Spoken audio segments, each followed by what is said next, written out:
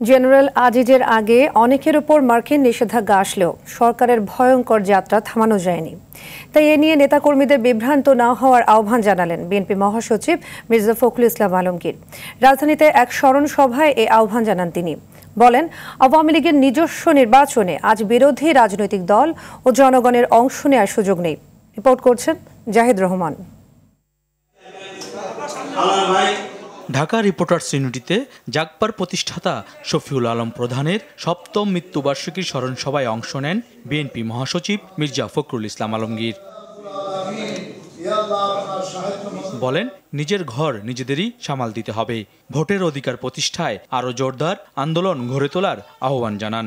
ভোটে কিন্তু মানুষ আসছে না, এই নির্বাচনে মানুষ অংশ নিচ্ছে না, এটা স্বতঃস্ফূর্তভাবে নিচ্ছে না, কারণ তারা বুঝে গেছে যে এই নির্বাচনে তো কোনো লাভ নাই, যে নির্বাচনে কোনো প্রতিযোগিতা নেই, যে নির্বাচনে কোনো পরিবর্তন আসবে না, যে নির্বাচনের মাধ্যমে শাসক গোষ্ঠী তার ক্ষমতাকেই আবারও প্রতিষ্ঠিত করবে, সেই নির্বাচনে গিয়ে কি লাভ।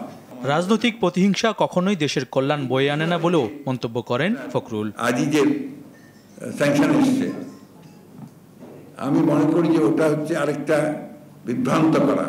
র্যাবের বিরুদ্ধে হয়েছে, আপনার র্যাব সংগঠন হিসেবে বন্ধ, পুলিশের 9 জন ছিল, তখন তো স্যাংশন হয়েছিল, তাতে কি ওদের সেই ভয়ঙ্কর যাত্রা যেটা, সেই যাত্রা বন্ধ হয়েছে? বন্ধ হয়নি। নিজেদের পায়ে নিজেদের দাঁড়াতে হবে, নিজের শক্তি নিয়ে দাঁড়াতে হবে এবং নিজের শক্তি নিয়ে তাদেরকে পরাজিত করতে হবে। চূড়ান্ত বিজয়ের লক্ষ্যে জনগণকে প্রকাশ্যে মাঠে নামার আহ্বান জানান বিএনপি মহাসচিব। অবাধ, সুষ্ঠু, নিরপেক্ষ নির্বাচনের দাবিতে আমাদেরকে ঐক্যবদ্ধ আরো হতে হবে। জাহিদ রহমান, RTV, ঢাকা।